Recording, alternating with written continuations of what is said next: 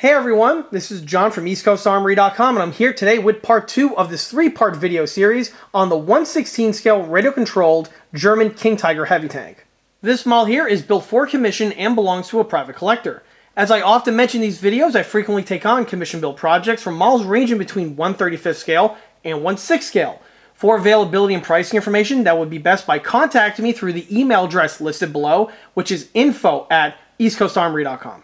As I mentioned before, this is part 2 of a 3-part video series. In part 1, I go over the model's original condition, as well as several of the repairs and add-ons that went into the build to bring it up to the condition that we see here.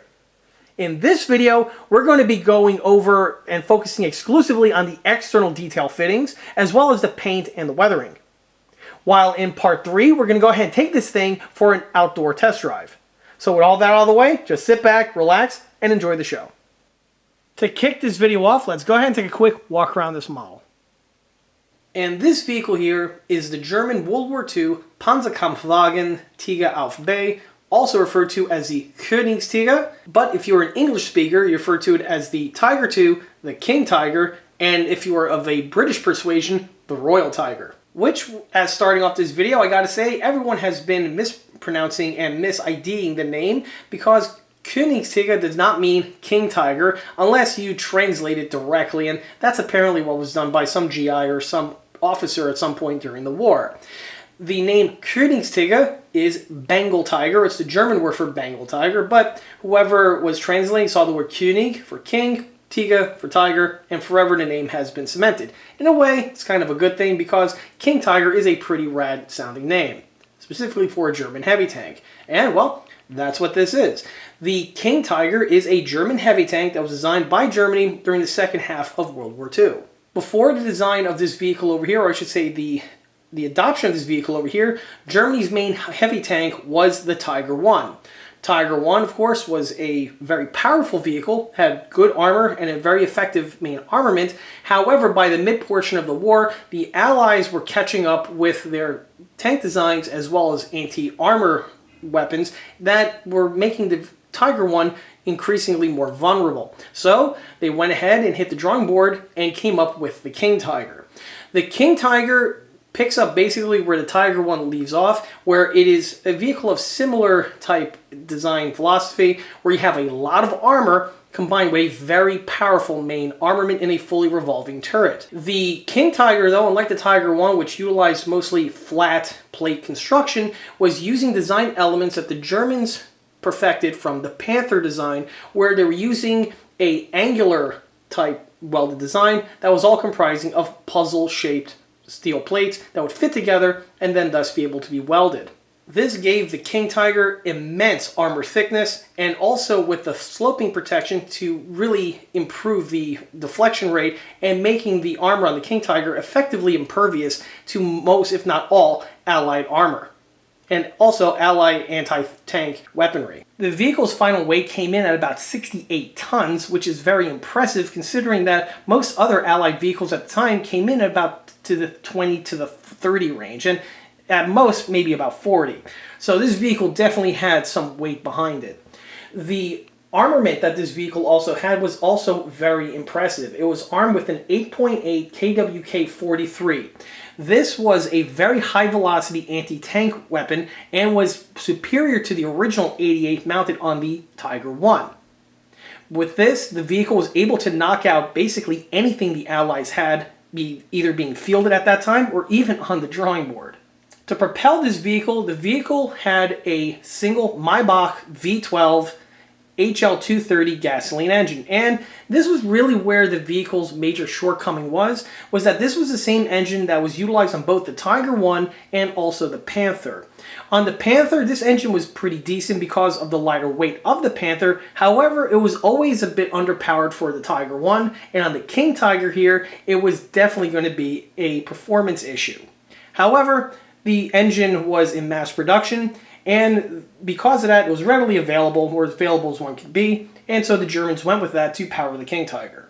The vehicle was originally designed in 1943, however entered into production in 1944, and stayed in production until the end of the war the following year. In total, a little under 500 of these units were produced and did see service in the Battle of the Bulge, as well as the latter campaigns that were remaining in the later years of the war. The units didn't really perform that well because of some of the limitations and supply shortages that the Germans did have at the time. However, they were an extremely formidable opponent to encounter in real life, and I definitely don't want to be in any Allied tank having to lock horns with one of these vehicles. Of all the units that were produced, a handful are still in existence today in various tank museums around the world, one of which is fully operable, being the one in France in Saumur, and soon there will be another operable vehicle in Thun, Switzerland.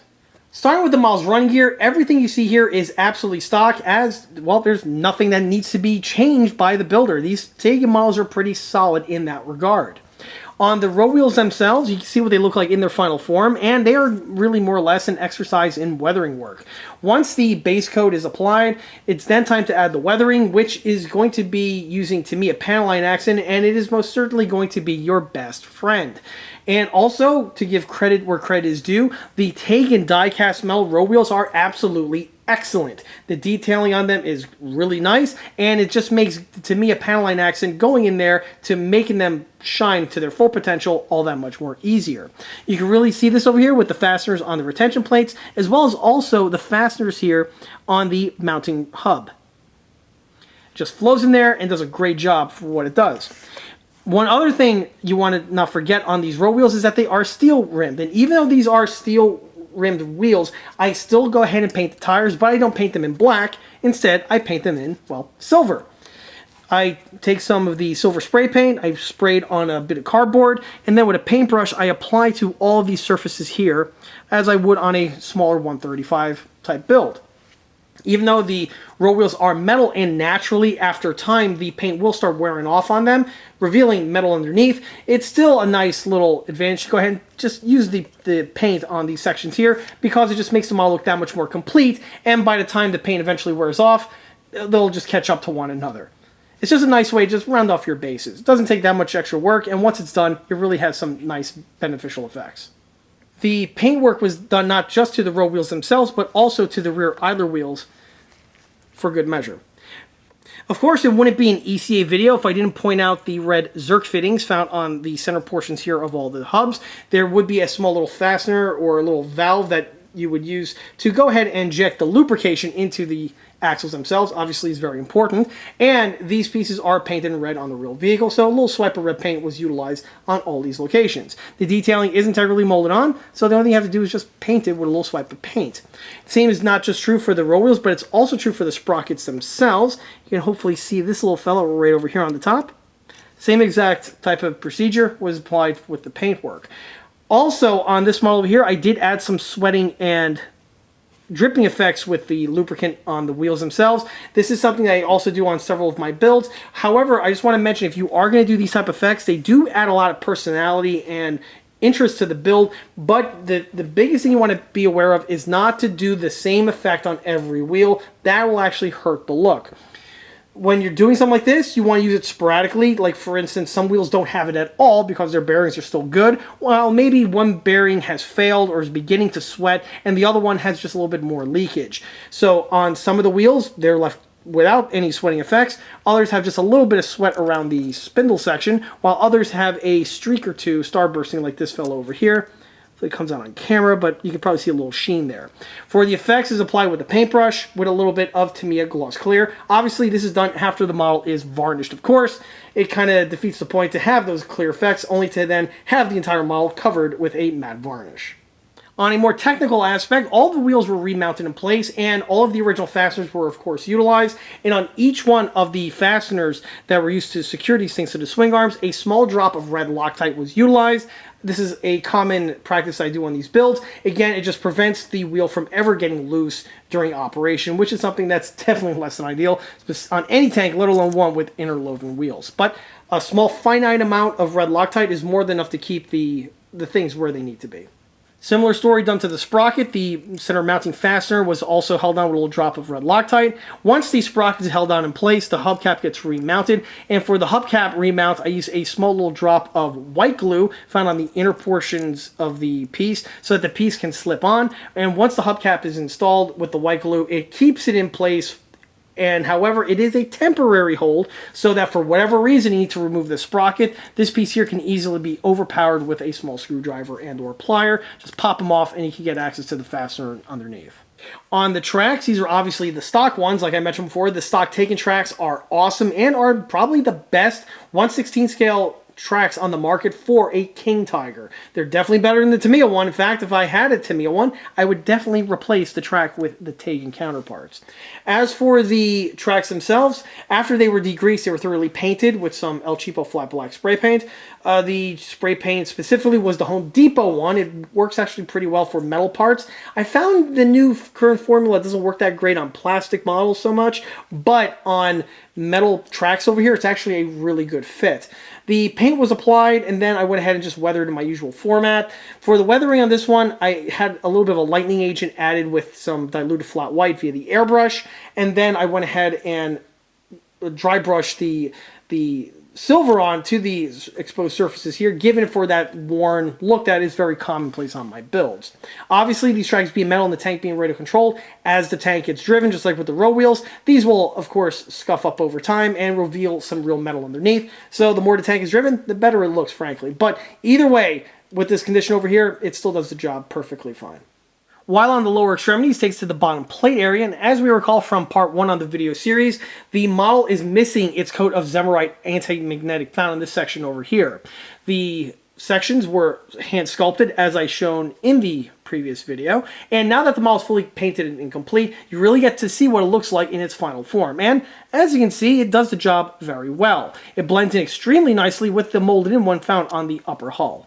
Jumping ahead a little bit to weathering, this is where you're definitely going to want to have some Tamiya panel line accent, but we'll circle back to that as the video continues. And while on the lower extremities, it takes us, well, to the rear hull. And while on the rear side of the model, you get to see the other sculpted sections of Zemerite that was also mentioned in the previous video. And just like with the front section, it really does complete the look of the model quite nicely. If you are going to have a Taigen model and you're going through a rebuild like this one over here, if you do not add the Zemerite to the appropriate locations, it's really going to hurt the build in my opinion, as it's just too much of a continuity gap. Well, on the back over here, you get to see what the other details look like fitted in place. We have here the jack. Also on the jack, one addition I made were the two little fasteners that we have here and here that secure the jack in place. These are absent on the stock model. However, they're very easily fabricated with just two lengths here of wire. After the jack is secured, two little pieces of wire get snipped to shape, installed in, and then painted with the same colors. And then once done, it definitely completes the look of the piece. Some other rear details to mention is the tubular convoy light right over here. This is the stock one. On this one here, I did not make it function. Usually on my other builds, I go ahead and amputate it either with a clear piece of plastic hooked up to a fiber optic, or my HD 3D printed one, which is also hooked up to a fiber optic. However, on this build over here, because we were working under a certain budget and time constraints being what they were, I went ahead and just rolled with the stock one. Fortunately, the stock one is pretty decent. The only thing I had to do was just paint it with the appropriate color, which is this blue color that you see here. Some gloss blue, and you're basically good to go on these tubular taillights. Also on this area, you get to see the claws have been remounted in place.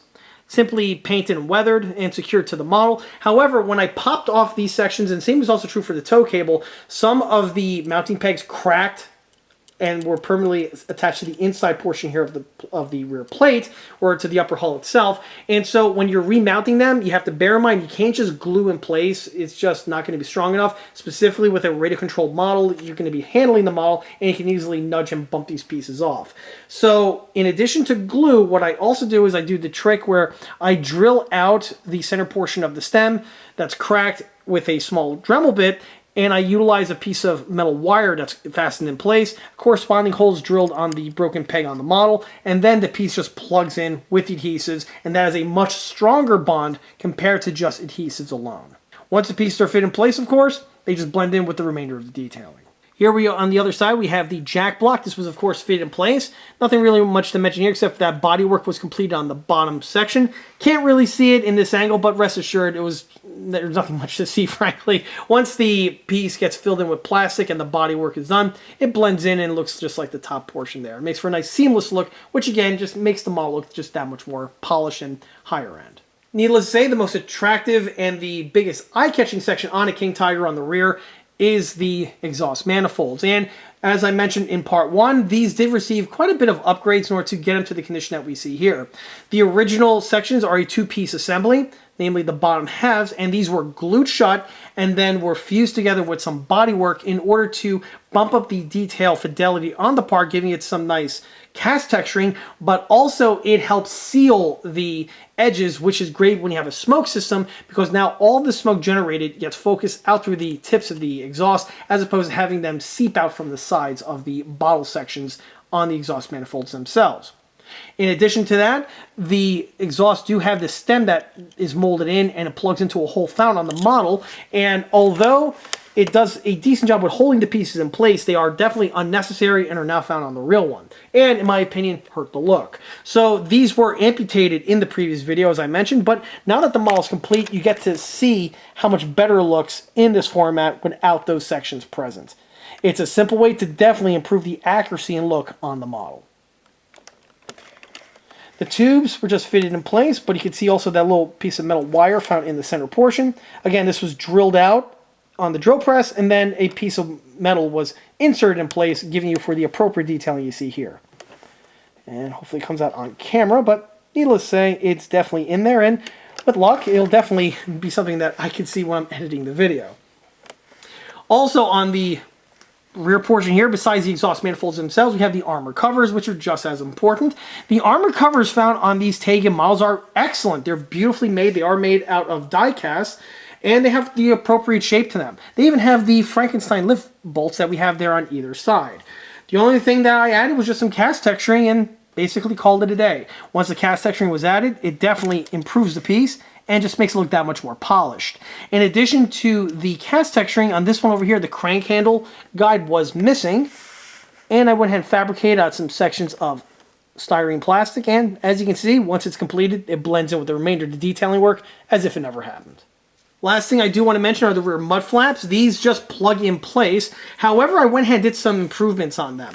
On the inner portion over here, not really sure if you could see this, but originally there are these holes that are integrally molded into this section over here, and these are just knockout marks, and these really do hurt the look of the mud flap. Yes, it's on the inner portion, but it is somewhat visible, as you could probably see from this angle, and it's one of those things that always bugged me on these models, so I always fill them in. Just a little bit of red putty work and some sanding, and you polish down those holes and they're gone. And then what I do is with a multi-master, I go ahead and add the cut line on the tip section right there. Hopefully you can see it with the panel line accent, and this gives you the detailing here that would be present on the real one, because that tip section can flip upward. Now, to be fair, it's not a complete system because it is missing the inner frame detailing, which would be present on the rear mud flap, but for this type of a model here being radio controlled, this is more than enough specifically for the scale that we have. But theoretically, yes, it is missing some detailing there. Maybe one day I'll come up with a hop-up set or a replacement set of mud flaps, but that remains to be seen. But if you're in a pinch or you just want to polish the model up further, I strongly recommend plugging up those little holes with some red putty and basically working from there. Moving upward takes to the Pioneer tools, and these are again all of the kit ones that were removed, repainted, and then remounted after the camo and the weathering work was concluded. On the tools themselves, they're very nicely detailed. The Pioneer tools themselves outside of the toe cables are actually made out of metal, and they paint and polish up very nicely.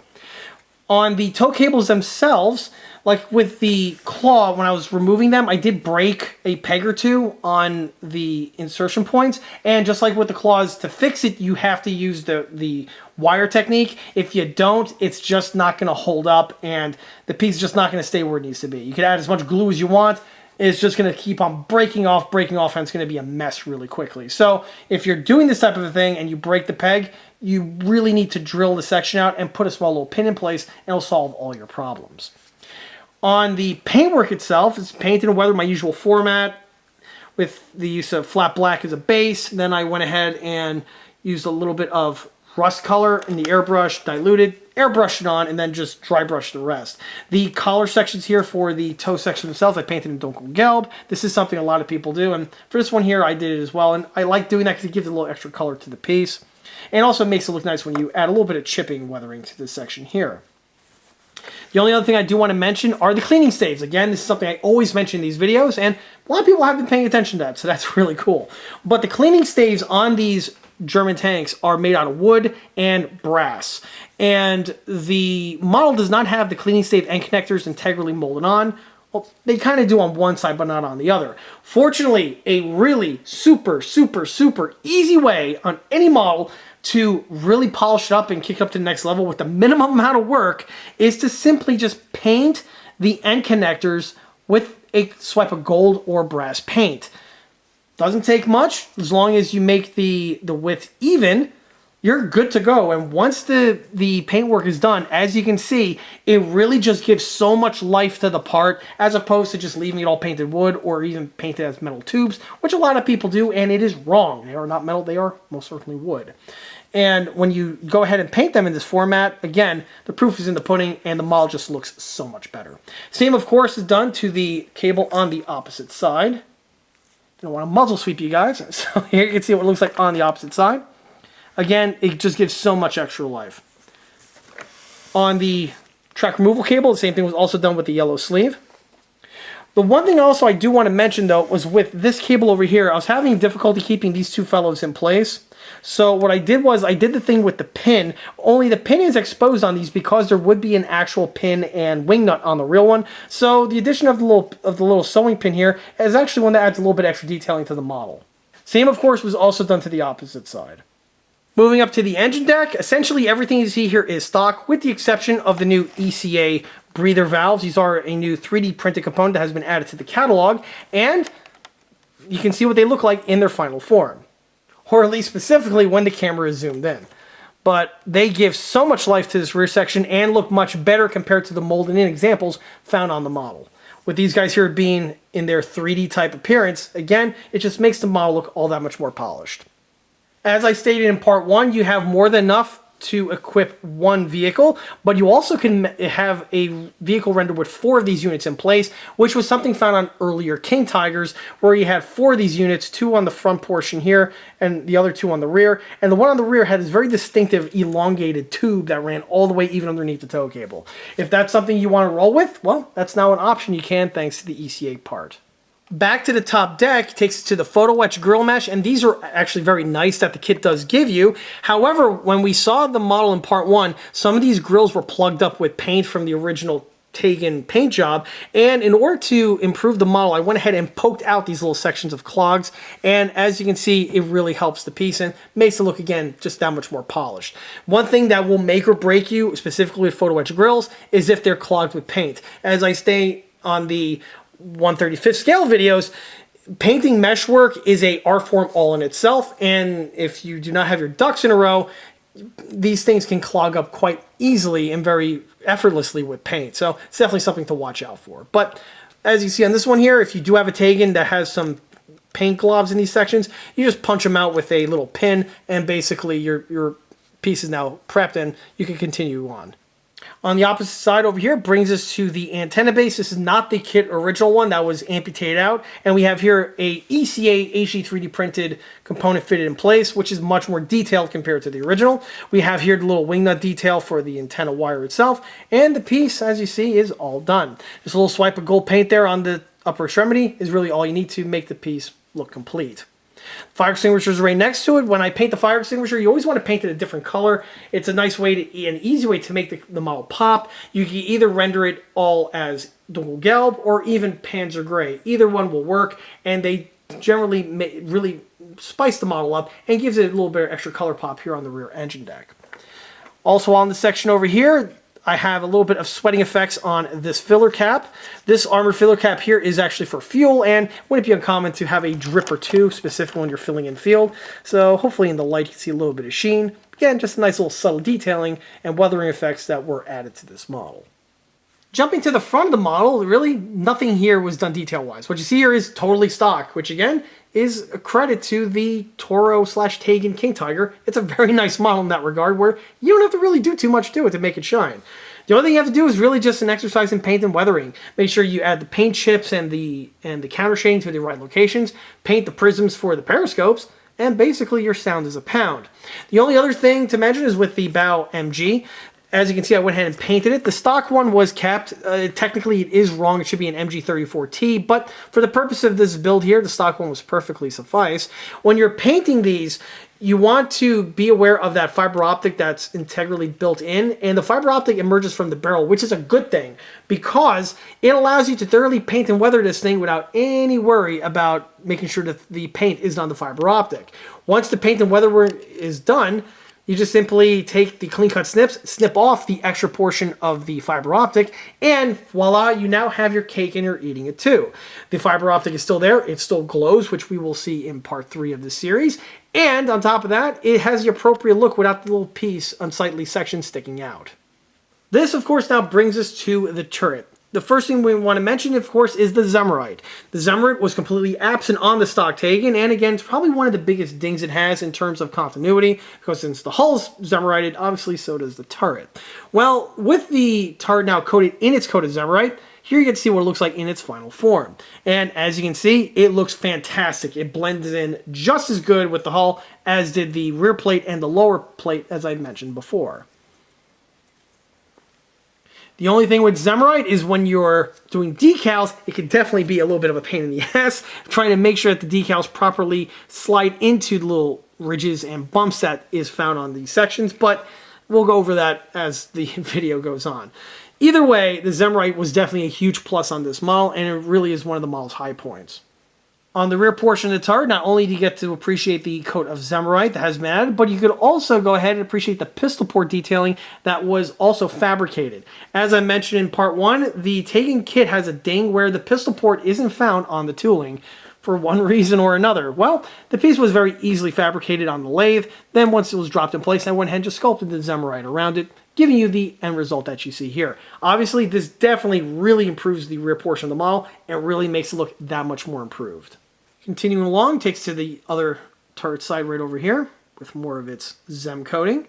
And this brings us to the front, specifically the optic section right over here. As I mentioned in the previous video again, one of the biggest things found on all of the RTR King Tigers, and this is also true for the Henlong, and I believe the Matto as well, is that there's a large unsightly LED protruding from this section over here when it should really be this little oval.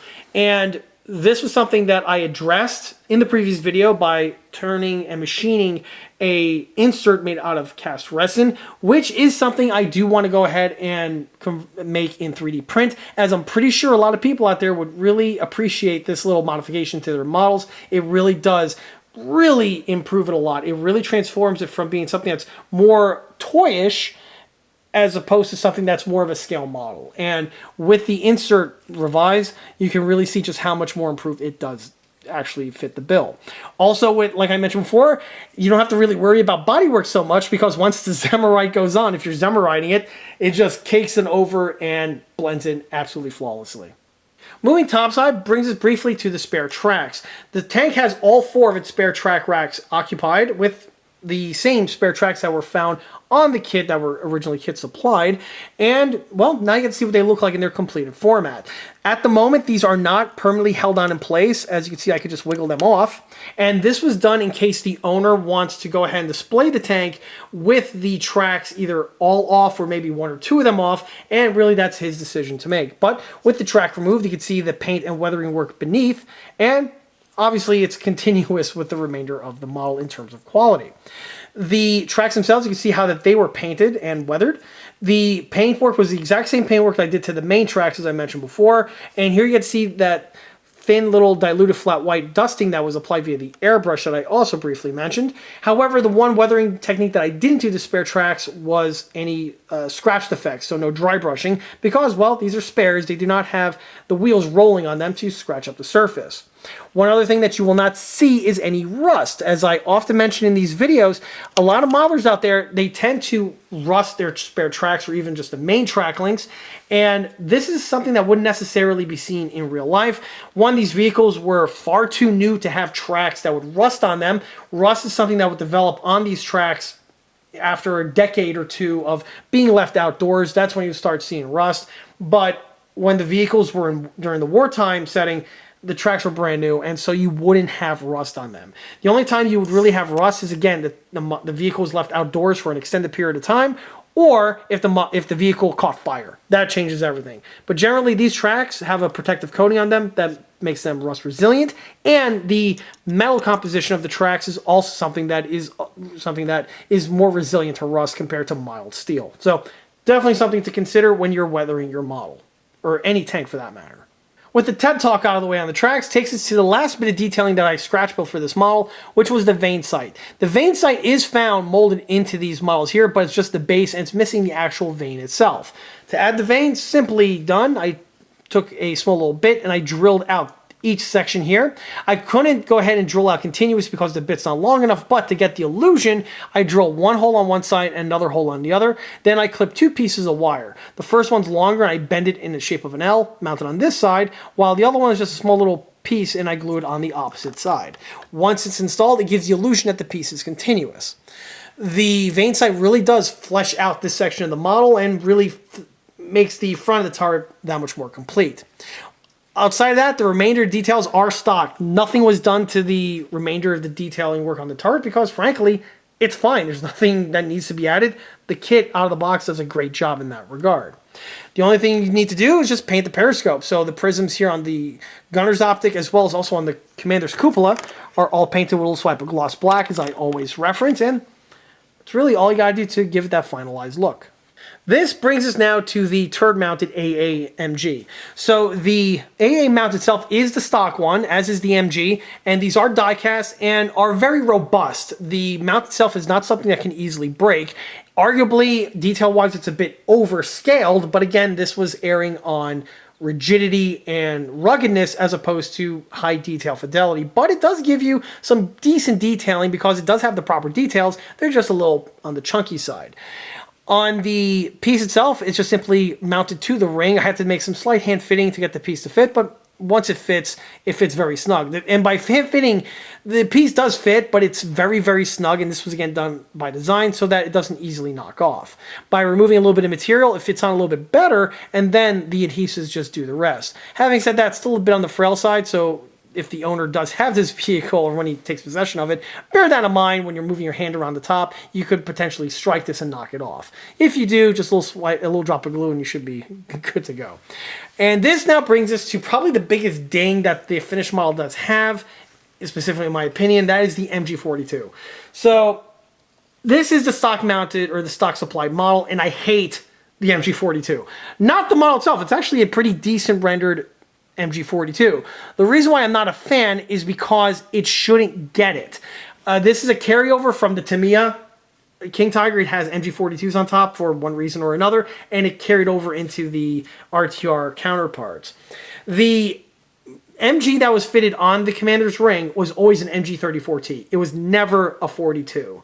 I don't care what anyone says, it was never a 42. In fact, it was actually the coax or the bow gun that was mounted in this section over here, because the only time you would have this is for protecting the tank from AA when parked.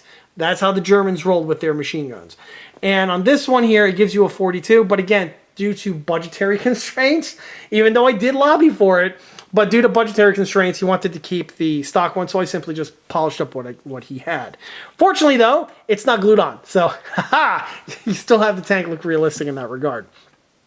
As for the 42 itself, it's all made out of die cast, and it was just simply repainted and weathered. For the stock and the grip, I went with the red Bakelite, as I always do on these builds. It just looks great to have red Bakelite. Just, to me, it's just an eye-popping color contrast. It just makes it look great. And of course, it would be true to form on the real ones. The real ones had several colors. They had black Bakelite, and they also had wood, but specifically for the stock. Not so much for the grips. Those were always Bakelite. But again, if you're going to go with a painted type method, Bakelite's the way to roll. I went ahead and gave a little bit of powder fouling there on the booster section, as I usually do. And that's really all there is to the MG42. If the guy wants to install it permanently, a little drop of glue, and he should be good to go. But there you go. For now, it's on temporary, or at least until I hand it off to the owner. Of course, the hatches are all still functional. The bow hatches are functional. The loader's hatch is functional. The kill switch for the poofer is right here. And the commander's cupola does have a plug for an IR emitter. Not relevant for this video, but it's all there. It's still operable. I didn't mess with it, so what you see is exactly how he left it. And that's really all there is to that. And that's all there is to the detailing. This takes us to the paint work. For the model's paint work, you can clearly see that it has a three-tone German ambush camouflage paint scheme. And the reason why this was actually something that was specifically requested by the customer, because he wanted to have the vehicle emulate one of the vehicles that took part in the Battle of the Bulge, to which, of course, this camouflage pattern would be more than appropriate. The paint work itself was all applied in my usual format, with the use of first coating the model with a coat of primer, and I use El Cheapo Flat Black for that. And then the camouflage and the base coat were applied with the airbrush, and for the paints, I went my tried and true system of using exterior latex house paints. Which, as a side note, apparently you all are watching my videos out there and taking hints from them, because I've seen my name dropped a few times on some forums where they're referencing how to paint these 1/16th, and the exterior paint did come up. And, well, the proof is really in the pudding. They do have some really good benefits to them. The only learning curve is you need to have the paint thoroughly diluted properly to use on an airbrush, and the model, I cannot stress enough, needs to have primer on it. You need to have a coat of primer on the surface of any flavor or another, but you have to have primer. If you just apply the paint directly to bare plastic or metal, it's not really going to stick all that well, and it's going to cause some problems. But if you go ahead and prime the model beforehand, the paint sticks much better, and the end results really do speak for themselves.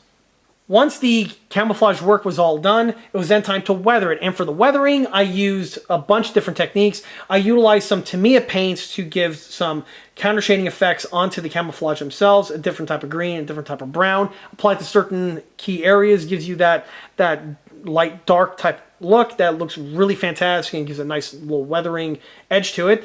Then for the darker counter shading, I utilized Tamiya diluted flat black, again applied via the airbrush. And then once the airbrushing was concluded, I went ahead and went over the model with the Tamiya panel line accent. And I'm talking about the entire model is basically coated in the stuff. The model surfaces are all brushed with paint thinner, and then the panel line accent gets applied, and basically it gets flowed into the certain locations. Streaking is done, and this here's basically the end result. This is why, again, you want to have some kind of acrylic paint on the surface, or in my case, exterior latex, because the panel line accent is a turpentine base, and when you cover the model in paint thinner, it will attack the paint if it's, say, like testers, or even if you roll with some spray paints. Obviously, that's enamel, and it will be destroyed or affected by the paint thinner. But if you have acrylic or latex over the enamel coating, it makes it impervious to a certain degree. Obviously, the more you put on it, the more it soaks in, and the more you scratch it, it's going to cause a problem. But if you're just doing a quick little coat, you should be more than okay with the application of the panel line accent. And for a vehicle like this with the Zemerite, the panel line accent is going to be crucial, because it gets into these little ridges over here and it really makes them shine. It really changes the look of the model compared to the way I had it prior to the weathering. And again, this is all done thanks to the Tamiya panel line accent. It gets into these areas, it's nice and thin, and it just does a number on it. It really looks fantastic. The panel line accent was applied to all the surfaces, again on the sides, but also on the top. With the camera readjusted, you really get to appreciate what I was mentioning before with the panel line accent, really getting into the areas over here and just making everything look that much more highlighted. Same was, of course, done to the engine deck. We really want to do that to the engine deck, specifically with the amount of dirty fluids and other type of stuff that goes on back there. And the front section was no different as well. Once the panel line accent was added, it was then time to do the dry brushing effects, which is done with just some flat black with a fan brush, and I apply it to certain locations, getting the worn edge look that is very commonly seen on my models. The one thing you want to watch out for, specifically with a tank with Zemerite, is you don't want to do any chipping on the sides, because again, Zemerite doesn't chip like rusty metal does. So when you're doing that, you want to make sure not to do that.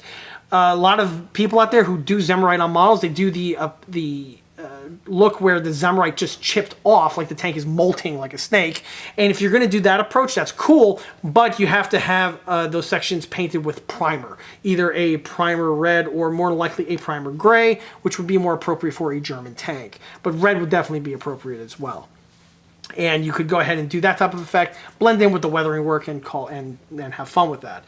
The one reason why you can't really do that to the Taigen, though, is because on the turret you could obviously do that because you have to sculpt it on as well as the other sections, but because the hull has the Zemerite integrally molded on, you can't really chip it that easily, and if the top is chipped and the bottom isn't, that's a bit of a problem. So that's something that someone might want to consider if they're rolling with a heavily weathered Zemerite chipped type model. But we'll go more into that, I guess, in part 3 of the series, where I do a compare and contrast between these guys and other competitive options on the market. But more info on that, of course, is to come.